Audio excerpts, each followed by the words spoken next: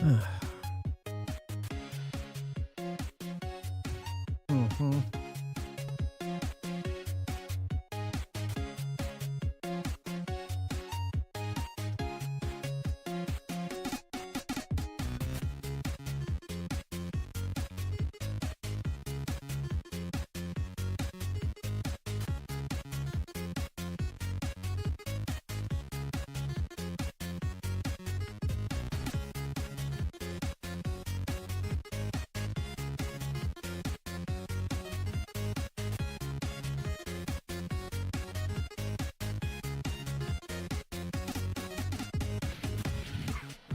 Well, hello, everybody, and welcome to Boss Rush. We're here again on Fridays, as we always are. Woo! Yay! Let's have it a little applause. Yay! Yay! Yay! We did it. We made it to the end of another week. Made it to Friday. Is it Friday? How did this happen?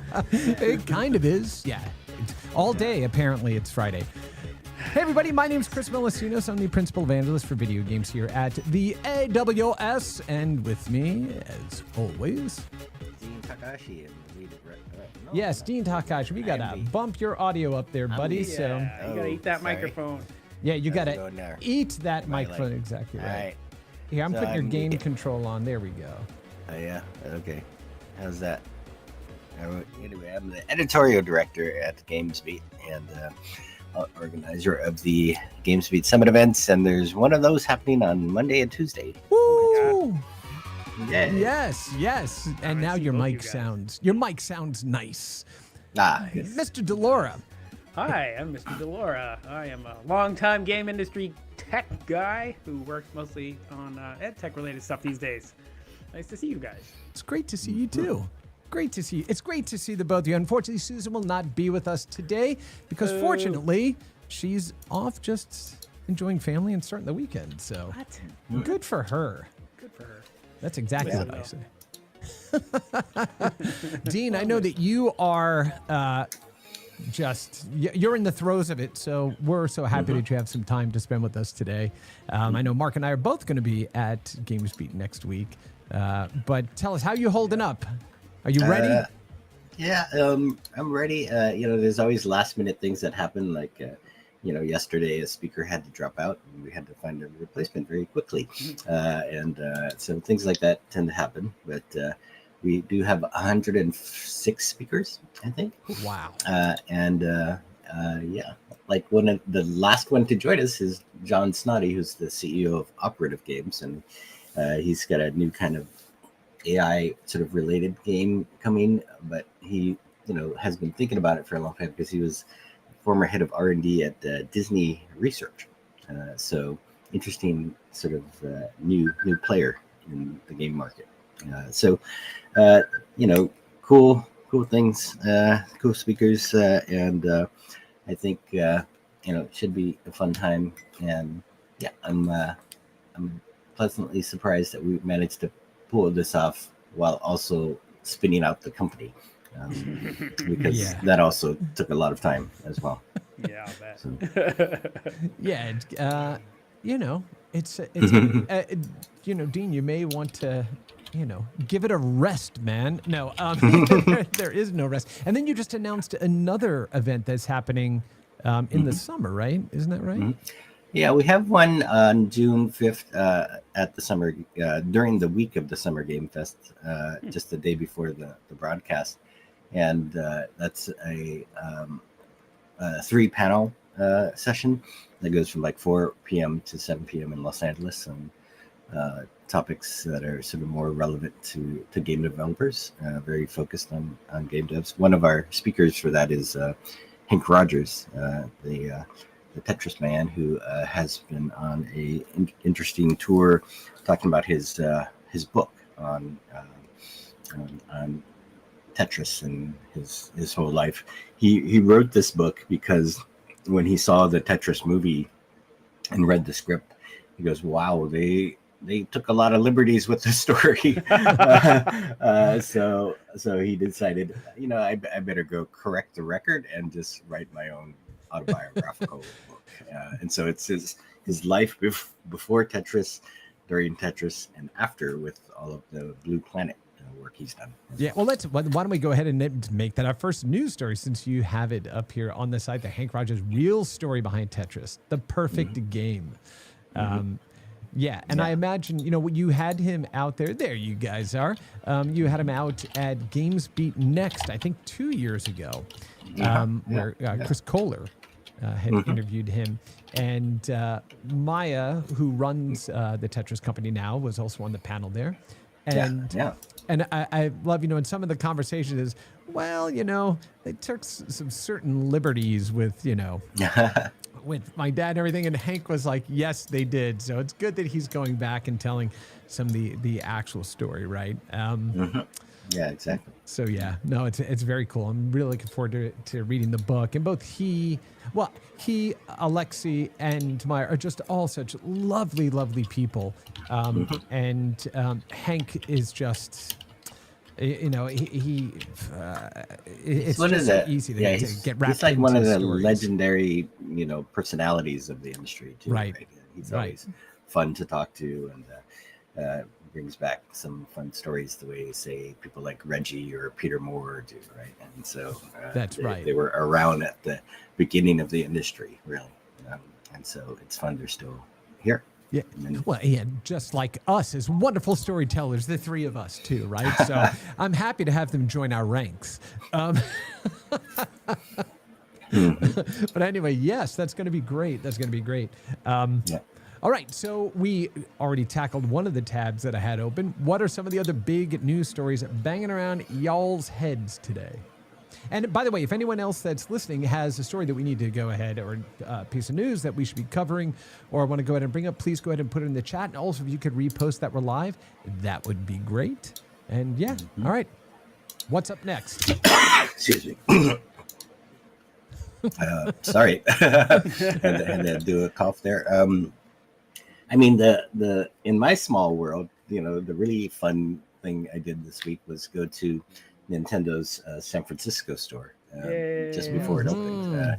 It opened yesterday, and we ran a story about some of the impressions. And it's just not just an ordinary story; it's really a story for fans. And I think it's almost like it's like going to a Nintendo theme park inside Universal, right? Everybody enjoys just the experience of being there. And I walked out with like $90 worth of stuff that I bought. So you bought one game. Yeah. There he is. Mark Dolores entered the ring. This is from Nintendo to you, Mark. So. Oh, that's awesome. Oh, shoot. I don't have those sound effects loaded up. I do have a turtle shell explosion. Yeah. But so for a little while, I can be one of the people who says, I'm really like the only guy who has a $25 Nintendo coffee cup, right? That's right. Awesome. Yeah. That's right. Oh, I just found it. The people at the store just need to be careful, because I see what Mark's going to be stealing right there. The little giant Pikachu. I know, right? And Pikachu needs a friend. Yeah. But yeah, it's only their second store in the U.S. and it'll have some unique merchandise that's San Francisco only. So nice. I think that's cool. That is cool. Have you both been to the store in New York? Yeah, a long time ago, but I think I went a couple of times. But yeah. Yeah, for me, going to the one in New York is always like getting to see, obviously the store, and yeah, it's Nintendo, but I love the history pieces. Like they had the computer add-on for the NES there. They had the original Game Boy that a soldier had in the Gulf War that melted, but it was still playable, and it was in the store there, which was really, really awesome. So yeah, for me, I'm like, okay, that's the stuff that I love to go back and see. All the history pieces, How about you, Mark? I mean, working at Nintendo, did you get to see a lot of that stuff while in the halls there of the company? Yeah, well, one of the cool things about the Nintendo of America offices is that they, when I was there, and I think now as well, but different, had a big area that was intended to showcase what a Nintendo store inside a store could look like. So it was like a merchandising area, and they had examples of end caps and all the things that you've seen in like Best Buy and Toys R Us and GameSpot over the years. Right. And then they also had a walk down one side of this like museum-ish area where there were a bunch of historical artifacts over time of Nintendo. Yeah, I walked through there every day. And I never got tired of it. Just that history is amazing. So I think they have that again. They changed the way that it is, but in my head it'll always be that room. You go straight up the stairs from the desk at NOA, and there's it was a big area. Oh, that's awesome. Yeah, it's pretty cool. Yeah, I think there's an interview. So the Electric Playground folks interviewed me there in 1997. Oh, they do. While you're saying this, I'm literally looking up that video clip right now on YouTube to go ahead and pop into the chat. So keep talking. I know, it's kind of hilarious. I'm wearing a very poorly fitting suit coat. You weren't? No, that was the style back then. It was from the David Byrne collection. Just the oversized shoulders. That's exactly right. For those of you that don't know, that is an 80s Talking Heads reference. Old person reference. Exactly. We were talking about old. What's wrong with you? Oh, sorry. Yeah, that's right. I just saw him recently. The Game Boy camera and the Game Boy printer, pocket camera, pocket printer. That's what we were talking about. So I had them in my pocket, and I was joking around with them about it. Yep. All right. Yeah, I found the link right here from Nintendo to the White House on the Electric Playground. Oh, so I'm going to mute that so we don't hear from Vic's basement. But yeah, that's right here in the chat for all of y'all that want to see Victor. Mark back in the day. Victor and Tommy back in the day, who was with Victor at the time. Anywho, yeah, I was going to ask you about that, Dean. I'm excited to see that next time I go down to San Francisco. It should be a lot of fun to check out. Yeah. Yeah, for sure. A little adventure. Yeah. Also, San Francisco needs the help, right? Yeah, that doesn't hurt. A little Nintendo happiness right in the middle of Union Square. That's gotta be good for everybody. Gives gamers a reason to go to Union Square, right? Right. Apart from staying at a hotel for GDC. Yeah, and I'll be there at the end of the month, so I'm gonna definitely go by and check out the store. You're gonna go to San Francisco? Yeah. Nice. Yep. All right. Yes, Nintendo, thanks for opening up another store, for bringing more joy in the world. Yay. All righty. Next up, what do we got? Mark, what are you thinking about, buddy? What am I thinking about? I was mostly thinking about that. But I saw this thing about the Esports World Cup, which I, to be honest, haven't done more than read the headline. But I was like, Esports World Cup in Riyadh. That's as far as I got. Do you know anything more? You wrote it. they've been at it for a couple of years, and very seriously investing in the whole ecosystem, like the Savvy Games group, which is Saudi owned, acquired ESL and Faceit, and they sort of acquired the ability to stage something like the Esports World Cup, and they want to make this into like the Olympics of esports games, and I think they got a real shot at it in terms of all of the money and the reach they have.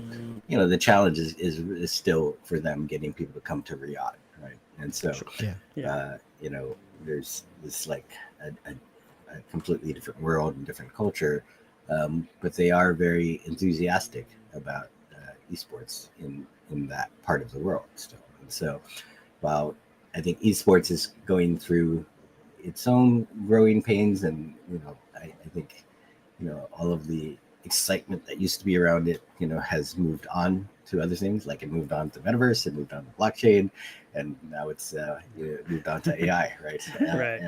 And so this is one of those things that will keep esports alive for a long time until some of the goodness of large numbers comes around, I think. Yeah. I mean, the thing about esports, right? I think it's the centralized viewing of esports, but people are still doing regional things and local things that just never make it out there, right? So it's not like it's ever going away. It's only going to continue, right, to build, and we just have to go ahead and continue to find ways to bring new audiences and aggregate those things together. So, if we can create centers and pockets where that kind of investment is happening to drive more awareness and to get more people involved, that's awesome, right? That's great. So, and there's ways for the individual players to make money here, winning a huge prize pool. But there's also ways for the teams that to make money so that those teams can be more sustainable, the esports organizations. So I do think that the esports winter is over, but still it's smaller than people expected it to be by now, and so it has a ways to go before it becomes this really sustainable business. Yep.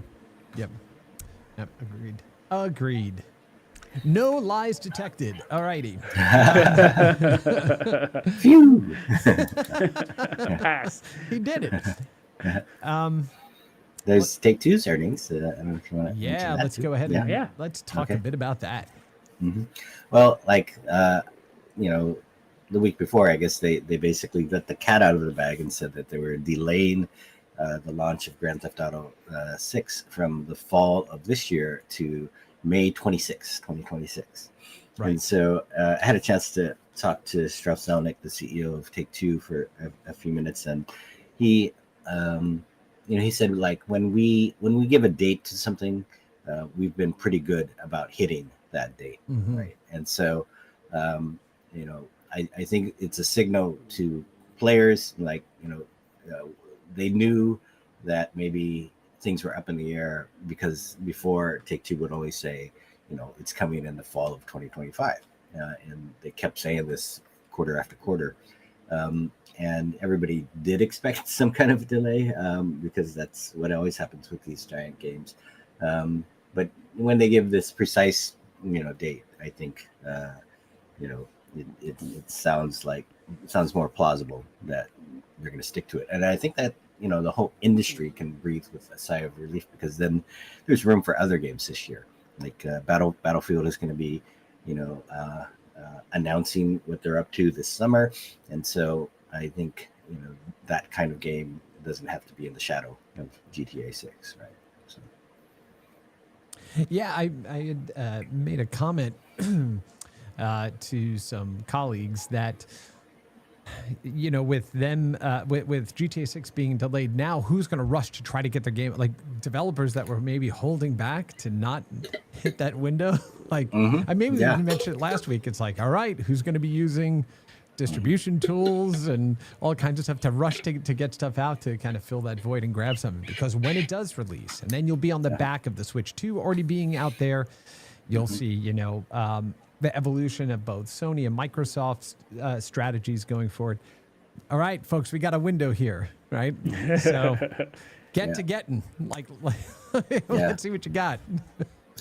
Yeah, there's interesting things about the releases that are coming. Like Take-Two did say that Borderlands 4 is going to debut on September 12th on the PC and the PlayStation and Xbox, but they also put the Switch 2 on the list, and that game is coming out later than it is on the other platforms. But the notion of a AAA game like Borderlands coming out on a Nintendo device is very interesting. So Switch 2 is powerful enough to run something like Borderlands. Isn't that? I mean, it's just so funny to see where it all came from, right? Because early on in the Nintendo's history, it's of course it's going to be a Nintendo. And it's like, oh no, but now we're going to be bringing stuff back to Nintendo. It's like, okay. Yeah. I think that's all been part of the strategy of beefing up the system that they had, which was really the cartoon world in the past, the Switch. We call that stylized, Dean. Highly stylized. Did I get that right, Mark? Isn't that what it is? It sounds good. I'll take it. You'll take it? What was it? It was something like NURBS, right? Non-uniform rendering sort of thing. Oh, NURBS. Yeah. Oh my goodness, yeah. Yeah. B-splines. Oh my. Yeah. Okay. B-splines, NURBS, voxels. Voxel. So now you're getting into it. Oh yeah, let's go. Let's go, buddy. Wait, Gaussian splats. You forgot the splats. Oh yeah, we got splats in there too. We're gonna have to come up with some crazy ass acronym for that, but we'll just throw out like growth splats. Like, what are you talking about? It's like, if you don't know, you don't know. You don't know. Talking about these release dates and everything else. series of ads that have kind of hit me lately on mobile, but not just mobile, but like on YouTube and stuff like that. I just thought it was so odd. There are a couple of games now that are like, hey, you can download and play this game without ads, and it works without being on Wi-Fi. And it's like this big feature, and it's like, that was the way it always was. But like, that's now the selling feature of, you can get this puzzle game and no ads, don't need to be online. Isn't that great? And you're like, it's about time. It is hilarious. I looked the other day through the top 100 free kids games, and 91 of them are free with either ads or in-app purchases. There were like 9 that were actually free. Yeah. That's hilarious. Okay. The fact that that's the selling feature now. No ads. Go get it. Yeah. And then when you play, you're like, oh, that's how they're making money. Right. It's the Chick-fil-A game, so the whole thing is an ad. Right? Got it. It's either the Chick-fil-A game or, oops, you went ahead and failed this level once again. You could buy your way through it. Yeah. Right. It's like, oh my goodness. But anyway, I just thought it was pretty funny. That just kind of hit me like, okay, here we go. All right. That's not necessarily news to discuss, but just something that blew past my brain pan. There is something that I did want to just bring up real quickly, and Dean reported on it 2 days ago. Square Enix cancels action RPG game Kingdom Hearts Missing Link. Which, I don't know if you all are Kingdom Hearts fans, but I adore Kingdom Hearts. I absolutely love this series. Even the convoluted naming of some of them, or the side offshoots, and then into some of the mobile stuff. But I've bought like multiple collections of them on different systems over the years. And, this was a GPS-based action role-playing game, right? So think Pokemon Go type of thing. Okay. The company said the Kingdom Hearts series will continue. We're hard at work on Kingdom Hearts 4 and hope you'll continue to support the series as you keep an eye for further updates. Okay, it's an announcement from a company, but I did like the announcement that they released here, which was that we have made the decision to cancel development of Kingdom Hearts Missing Link. We wish to convey our heartfelt apologies to everyone who had been looking forward to the start of service. Although we worked hard on developing and adjusting the game in the hope that it would be enjoyed by lots of players, we determined it would be difficult for us to offer a service that players would find satisfactory over a long period of time, leading us to the decision to cancel development. Take this opportunity to express our thanks to everyone who gave us their support and assistance with the multiple closed beta tests. We're truly sorry to have to make this announcement. The Kingdom Hearts series will continue. We are hard at work on Kingdom Hearts 4 and hope you'll continue to support the series as you keep an eye out for further updates. A little bit of a heartbreaking, message, but a really heartfelt one, right? And it's, the complexity of building these types of experiences is just massive. It's a massive undertaking. And, my best hopes for the team that, going to get to implement some of those ideas or story threads or things like that in upcoming series. But that was a sad one for me this week. Yeah, no, games are hard for sure. They are, absolutely. Yeah. Not just to play, but to make, my goodness. All righty, what else do we have that we need to talk about? If anybody has, like I said, any news stories or things like that we should be popping up, let us know. We have Joshua English and William Morris and Sean Maggard who said, good morning, I was out all week, so all of this is news. Will be new news for him, so very good. Did you see the Play to Act poll? About people changing behavior. Oh, look at you! You had it right there. Kabam.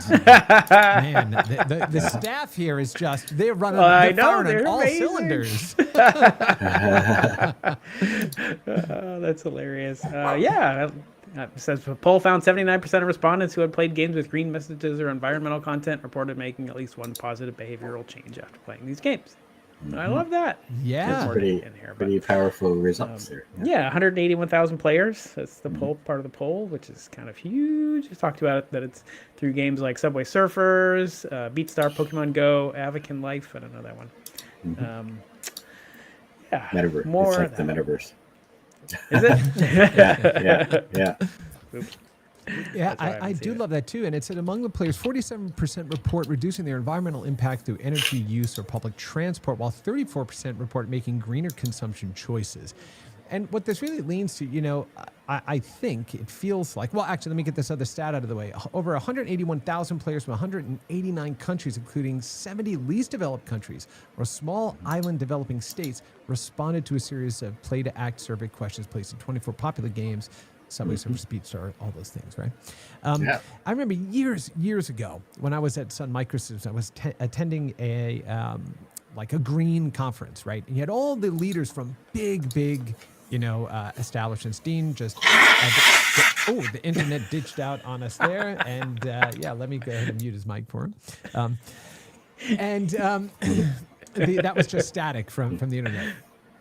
Not clearing out the nose. So anyway, Oops, sorry. No, you're good. I got you, buddy. I got you.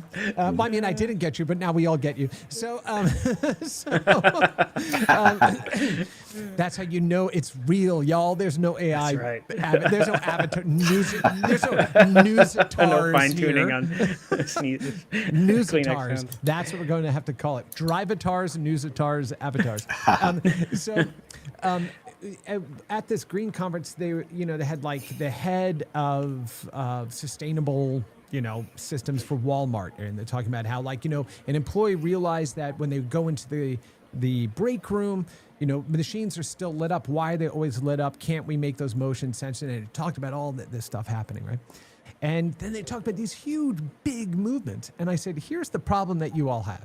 I said, all these things that you're talking about, and the problem is so big that as an individual, when you get home from work and you've made dinner, for your family, and you've fed the kids, and now you're doing homework, and then you get everyone put to bed, and you sit down with your spouse to, watch half hour of television, and you're exhausted, and you're holding this water bottle, and it's like, I can either walk out to the garage in the cold, or I can just throw it in the trash can.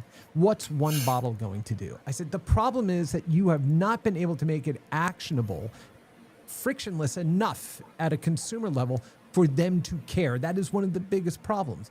But it shows that if you put the right mechanisms in place that make it easy for people to engage and do it in a place where they are naturally attuned to engaging, you can have this type of effect. So it's not that they're too big to solve. It's when you make it too big to consume, people can't swallow or understand their impact. I love this, right? This proves the point that if you make it easy, people will do it. The other thing that a lot of the green stuff misses, at least for me, is one of the lessons we've learned well in both games and education is you can't have an impact on the thing that you don't measure. And so when I'm talking about that I want to save power, for the environment because it's a good thing, it just remains like an idea in my head that's great because I don't really have a concept of how much power I use on a given day or a given month, except for a random bill that just shows up with a number on it, right? That I don't really have any relationship to other than, that was a lot of money. So it's a thing I ponder about a lot, and I know that there are a few companies out there that have built, apparatuses. Clean play is interesting, right? Yeah, clean play is interesting. It's like just having those metrics. I think it would help. Yeah, absolutely. I think what those guys are doing is like charging a small subscription, a couple bucks a month or so, and then going out and finding renewable resources as your electricity for your machine. And then if you're subscribing, then they find a clean energy source to power your machine and tell you what it is. Like it's wind power in Oklahoma or something like that, right? Right. And so, you can be aware at least that you're saving a certain amount of energy, I guess, right? Yeah, you want to see your impact, I don't know, but but do you ever get those, things the power company that goes, you've used this much power, which is twice to 3 times the average amount. You're like, oh, those are great. The nudges. What are you running? Those are the nudges. Those are the best. Do you guys have Ridwell where you are? Have you heard of this? No. No. Yeah, it's Chris, you were talking about making it easy to kind of do the right thing. So Ridwell is a company that's here in Seattle and a few other places now. It's spread to, and it's an auxiliary recycling bin. So every week you can give them plastic film, pill bottles, fabric, batteries, light bulbs, a couple other things. So they'll come every couple of weeks and pick that up for a small fee, kind of similar to like you would do a compost bin or recycle bin. Right. And then every time they also have a special category like wine corks, so save your wine corks. So this week it's also going to pick up wine corks. I mean, it is the most useful thing because it's reducing that friction. Like, I've got buckets of paint, right? And I could drive up to the hazardous waste place, or I could open it up and do, or I can give it to Ridwell for a couple of bucks. They'll take it away and take care of it. I'm like, yeah. Well, that's way easier. Also, wine corks. Wine corks. Who's throwing? You don't throw those away. Those are like ticks on a scoreboard, man. You put them in a container, and then you realize you got a problem. Well, I do have a problem. We It's do. not wine In our house, we have this pineapple that's this beautiful like wire pineapple, but it's designed as a cork bin for wine corks. Yes. Oh, nice. And then we nice. have one that's a snowman. And then I was like, well, do we just take the corks that we already have and put them in the snowman? It's like, no, let's not keep track of that. Let's start from scratch. That's funny. Or we do art projects with them. Right there you go. Yeah. Good. Right. No, that's very cool though. Yeah. Very, very cool. Yeah, very cool company. So it's nice to see them have success, and they send out emails saying like, "Oh, we've saved 100,000 pounds of material from the landfill in the last 6 months or whatever." So they're trying to give you some kind of calibration against like that you've had an impact. So smart stuff. Yeah. No, very cool. There's another good story I thought happened this week on Supercell with their Squad Busters game. And, the interesting thing was they launched last year and they had 40 million pre-registrations for the game, right? And I think they said there were 60 million players so far. But the audience had, been dwindling. Like it was... a game that made them more than $100 million in purchases and all that. But they considered it, to be not a successful game for Supercell, right? And so what, like Clash of Clans, right, has made billions of dollars for them, right? And so they can afford to do some things. So they went back with a team last fall and re-engineered the whole thing. Right, and basically changed some of the core gameplay, and did an update that was a huge update for the game on May 13th. And there are things like hero characters now, and other changes to like just the way the game plays.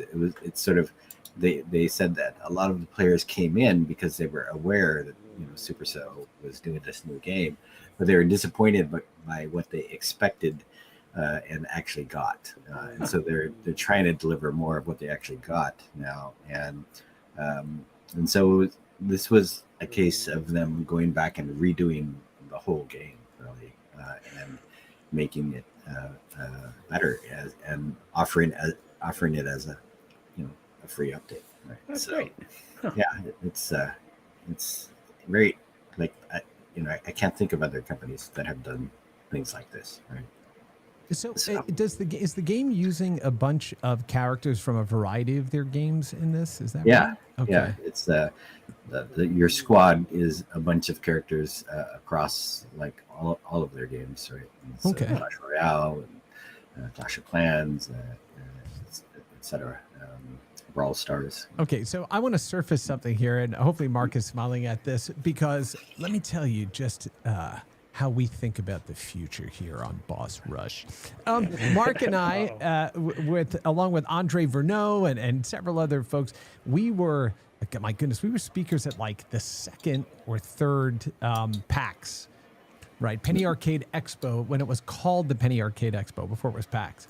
And I remember, Mark, you had gotten done with your panel, and we were walking out, and we were talking about, man, wouldn't it be great if we had games where, like Capcom could take all these different characters that were across all these games and have them kind of feed in and out and like let you remix them and kind of bring them in and out. And we were talking, man, how cool would that be? And then I remember us like talking to some other friends, like, there's no way they're ever going to let that happen. Like, this internal team is never going to let that internal team happen. It's like, it seems like such a natural way to bring all of your fan base across all the different things that you do into a shared experience. Yeah. This isn't metaverse or anything, right? This is really, it's speaking to the fans, right? And providing new experience. So I do love to see that, we're seeing more of this start to happen. It's only been, 20 years since we started talking about this. Gosh. For some reason, it was just reminding me of the whole toys to what's it called? Toys to Life. Toys to Life, yeah. Whew, which was super awesome for 2 hot seconds. Oh, And Disney same with, Infinity like, was my- the best one. Like my little pop characters. Those were also super hot. And are they still hot? I don't know. I have a Tron pop character up here. No. Yeah. It was a good idea, but it created this inventory problem for stores when they had started getting into the 100 characters or more, right? And Right. the stores had to carry these things, and then if one of them didn't sell, they would return it, and so the returns were killing folks like Activision, right? Well, Dean, it was also an inventory problem for people that live in a home where their spouse may not be as forgiving. Like, I already got a pile of plastic instruments. Now I got a pile of plastic characters. Dang it. When a Mater character falls out of a cabinet and hits somebody in the foot. But actually, have you ever seen the device called the Flipper Zero? Yeah. Okay. So the Flipper Zero, for those who don't know, it's kind of a hacking tool, but it's a diagnostics tool, and a lot of network professional and technology professionals can use that kind of stuff. But what it can do is it can replicate RFID. And being that these sort of are just RFID tags, people are starting to, let me go ahead and peel that metal off the bottom there. Oh, look at that. Great idea. Got a whole collection of all these already. So, I think, but it was, I remember that whole Toys to Life thing happening. There was a company based out of Boston back in the late 90s, early 2000s that were first demonstrating this rocket ship that had these chips that the whole idea was that you'd get them in a Happy Meal or something like that, and it would be like a rocket booster or an extra shield, and you could slot it into the ship, and as you pushed it into the ship, you'd see your ship on the screen morph and change, and it felt like magic. I mean, we knew it was going on, but you can see where that goes. The whole Toy to Life thing was a fascinating experiment, and I love Disney Infinity. I thought it was one of the best implementations of that concept. But anyway, yes. Game developers, publishers, figure out how you bring all of your fandom together in ways that are unique and interesting for them. So, yes. All right. There was another one that came out, speaking of art and assets and publishers. There was a story that came out on gamesindustry.biz. I'm not sure if it was on GamesBeat, but it was Bungie confirms Marathon uses unauthorized artwork and has undertaken review of in-game assets. Did you all see this one? Yikes. Yeah.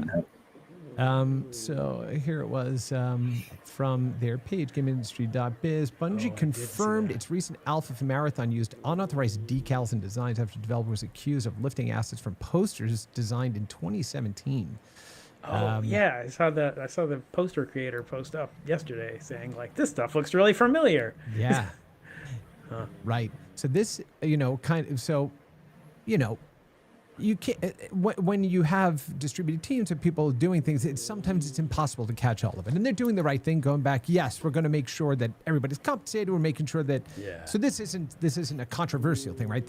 It happened, right? Yeah. Mm-hmm. But now it raises kind of those discussions that we hear about. Well, AI assets and how when you have an amplification of people using tools that can generate these types of things that may be pulling in piece of information. How do we possibly, as an industry, help to ensure that artists, get paid and rights holders maintain rights to their creations, right? I think the answer has been there, right? In that, you have to create your own LLM, your own model, and control everything that goes into it, right? And I guess the hard part seems to be like it needs to be intelligent, right? And so you have to throw in tons and tons of stuff into it so it can have a natural language conversation with you.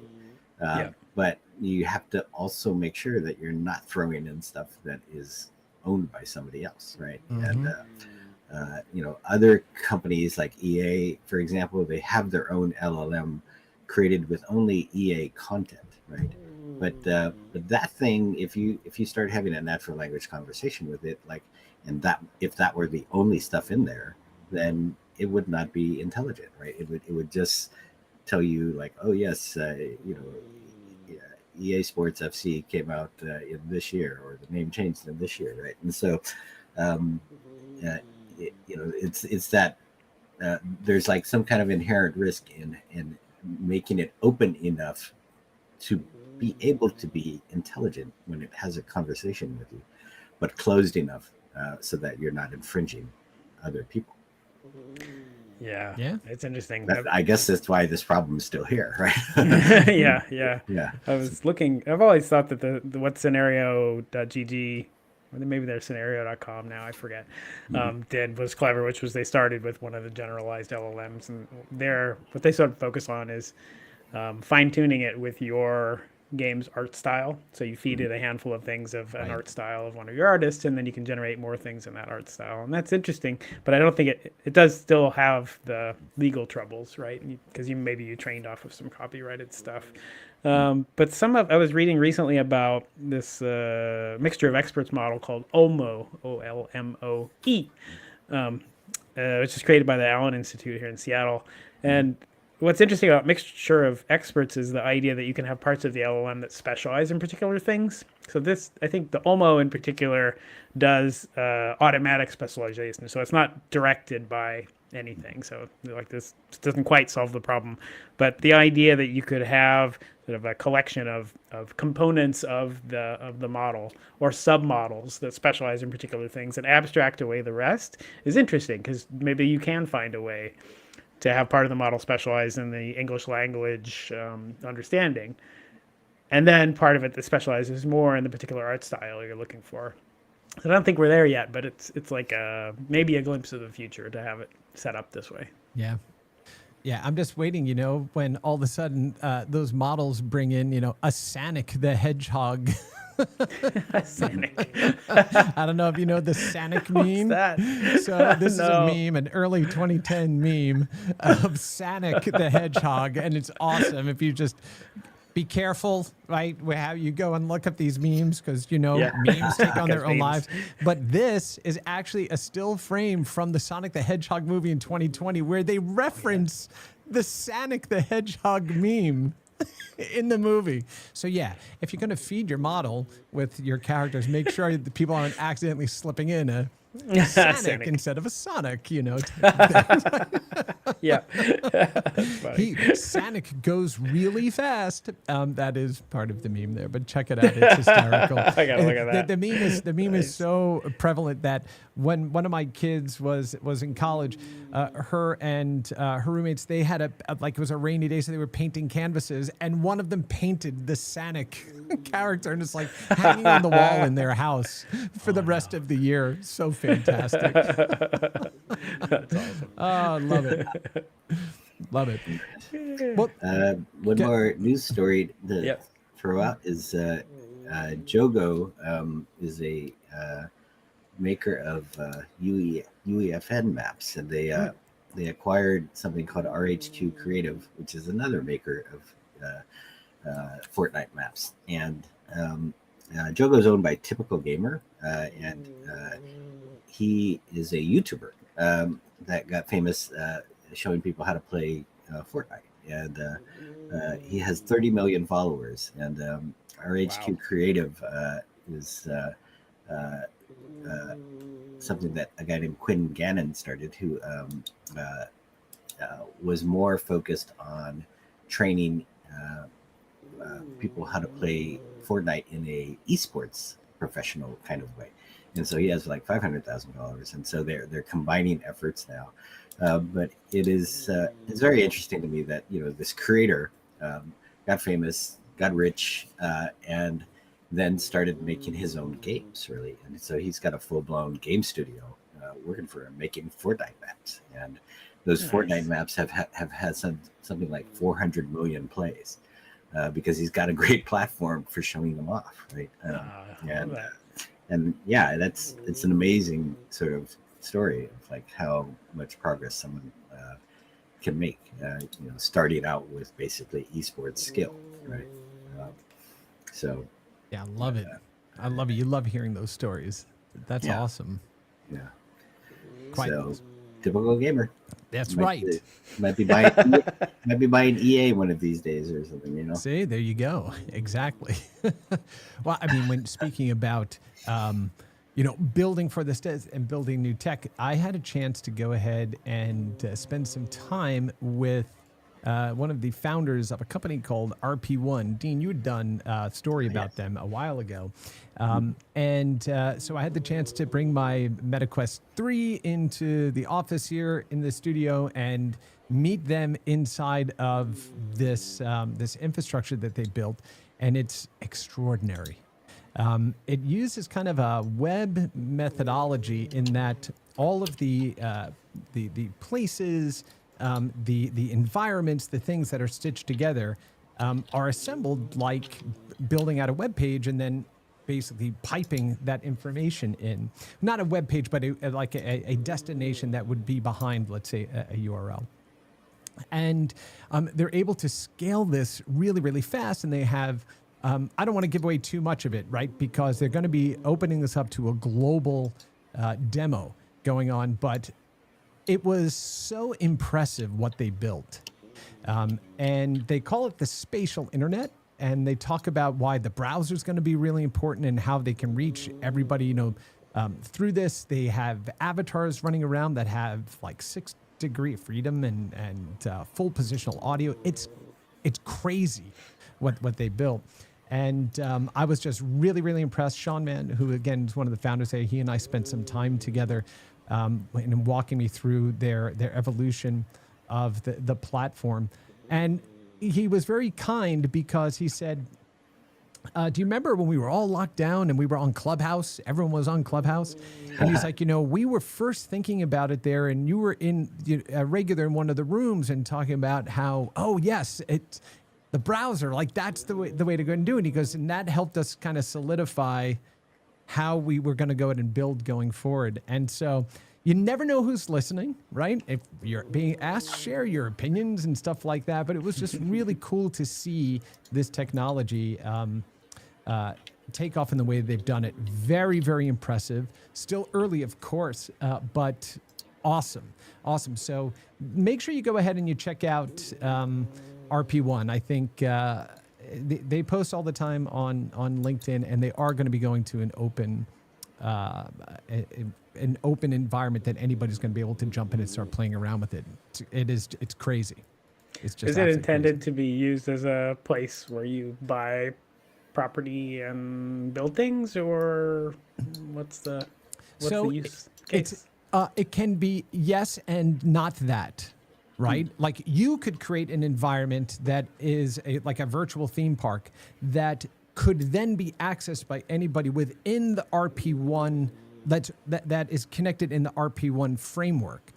And you could go ahead and have your own, just like you would have, think about it this way. Do you remember the $1 million webpage back in the day? Yeah. For those of you that don't know, right? It was $1 Pixels per like 2x2 pixel setup. And it was basically $1 million worth of virtual real estate, right? You could build that, and that could be inside of RP1. And then you can also be in an entire park where nothing is for sale. It's just built there, right? But because it uses a web methodology, right, for how this is assembled, it's infinitely scalable, just like web pages are infinitely scalable, right? So you can, in theory, just have as many web pages as you could possibly squeeze onto servers globally. It's the same sort of thing here. And so then you can start to assemble these spaces based on accessing those different URLs, and they get populated and create the space that you're in. Really, really cool tech. Very cool tech. I will tell you that when I left Earth's surface into outer space and went, what? I was like, okay, amazing. So they're going to be showing this off publicly, and you go to the website, and they actually talk about, their CTO talks about the architecture and how it's built and the philosophy behind it. Very, very cool. And I love it, like it's tangible. Like it worked as advertised, right? So yeah, I loved that. Really loved that. Anyway, that was just a side, piece I wanted to bring up because I thought it was just really cool what they did. Cool. All righty. What other news do we have as we are closing out the show? Oh, Doom, the Dark Ages launched. Oh yeah. Right? Yeah. Just Dean, playing some of that last night actually. And Oh yeah. Oh, it's wonderful. Like it's much more of a like Doom 2016 and Doom Eternal. They were heavy shooting games really, and the interesting thing about the style of game was that it rewarded aggression, right? And so if you went and charged into everything and just went into the fray and started tearing everything up, then each sort of enemy that you dispatched would drop more things for you, like health and armor and ammo, and so you could sort of go on this rage forever. And so now Doom: The Dark Ages is a similar game, but it's much more melee oriented. And so then you have a shield. You can use the shield to protect yourself, but also throw the shield, and then have another weapon in your other hand, like a hammer or something that could dispatch enemies at close range. And so same style of gameplay, but and just nonstop. You chain together all these powers and really take down gigantic enemies. And so it's fun. I like it. Very cool. Awesome. Yeah, I just downloaded on Game Pass, so I'm nice. looking forward to trying it out. Although I don't know if I'm going to have any time since I have to get out to GameSpeed Summit this weekend. So yeah, same here, same problem. I've been playing it on a new 5090 machine. Nice. Falcon Northwest, and so it's pretty awesome. And, it's one of those games for the visual 3D graphics oriented generation, not the Roblox generation. Yeah. There you go. Oh. Well, this week I also had the opportunity to interview Shannon Loftus for the Game Industry Legends series that I do. And she was absolutely amazing. Just a ton of really good stories and lessons right from the trenches type of stuff. And to just, again, hear about how she built the things she did at Microsoft and the way she thinks about games, the way she thinks about, inclusiveness and diversity of thought and everything else. She's just absolutely wonderful. It was just such a lovely conversation with her. So happy to do that. And I've got a couple of other just amazing people lined up for upcoming episodes of it. And one, my personal hero, made my favorite video game of all time, but I won't give it away yet. But it was just again so lovely. I've been thinking about our conversation all week. She's extraordinary. So I haven't had a chance. I know we're coming to the end of the hour here, so I haven't really had a chance to play a whole hell of a lot of anything because it's just been getting all the stuff taken care of before, I'm traveling for a couple of weeks. So, but I'll be back in the studio. Like I'm leaving, coming back, we do Boss Rush, leaving, coming back, do Boss Rush. Because that's my commitment to you, my friends, and the people that spend time with us every week. So, how about you, Mr. Diller? What are you playing? I'm still playing Blueprints. Oh, nice. I'm on day 16, so things are becoming clearer, but I still have a lot of work to do. Clearly, there's a bunch of things that I know that I don't know. So the game is in my brain, but I suck at it. This is how I feel about it too. I'm like, I guess I'm gonna have to get serious about it. Like I suck at it. I know that I'm I need to spend more time on, any given day. I need to take like an hour to get through that day and not do 10 minutes in between meetings, which is kind of what I've been doing. ADHD. My ADHD we'll is there. just like, what? I already played this one. What? What does that room do? I didn't write that down. But it keeps pulling me back in. Yeah, it's fun. It's fun. I wonder if I could play it on a plane. Well, since we're all going to be together out there, we have to figure out some sort of game to play or get. When are you guys getting out there? I'm coming in like mid morning on Monday and out late Tuesday. I'll be hanging around the lobby-ish in mid-morning or early, morning of the 19th as well, for sure. I get in kind of late on the night before.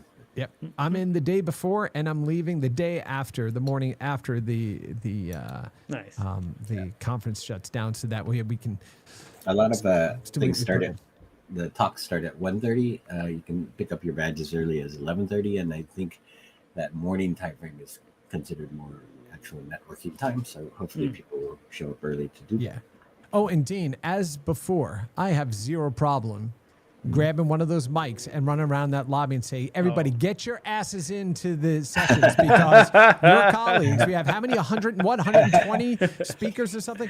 They have taken time out of their scheduled lives to share their knowledge with you. Yes, we're going to network, but you're also here to hear from them. You know me, I'm not embarrassed to do that, so... If I have to start pulling people by the ear, let's go. We should take you up on that. Yeah. You'd be good. Wear your hall monitor T-shirt. Dean, that is exactly right. Just give me a bullwhip too. Just run around there with it. That won't be a problem at all. But no, I'm looking so forward to it. It'll be great. There's a ton of great sessions going out there. Warren Spector is going to be doing a whole discussion around. Mental health and care in the industry. I don't know if my panel, one of my roundtables conflicts with that because I'd like to attend it, but I know mine conflicts with yours, Mark. I know that you're going to be sitting down. I know. It's too much good stuff at the same time. Yeah, I know. I'm sitting down with Paul Fisher, who was at the State Department and was making games for the State Department. So we're going to talk about that's games gonna be fun. in government. Yeah, that'll be a great one. That will be a fun one. But yeah, I know that we're cranking right up to the end of Boss Rush today. So thanks everybody for joining us this afternoon, this Friday afternoon, May 16th. Woof. And we're heading out to GameSpeed Summit next week. Please go ahead and let people know about the program. Please go ahead and post it, comment, do all of those good things to help raise awareness for the show. And we'll be back next week with more Boss Rush. So thanks to Dean and Mark for joining me today. Susan will hopefully be back next week. Yay! All right, and we'll see you all next week. Thanks, everybody. Thanks, Thank you. Bye.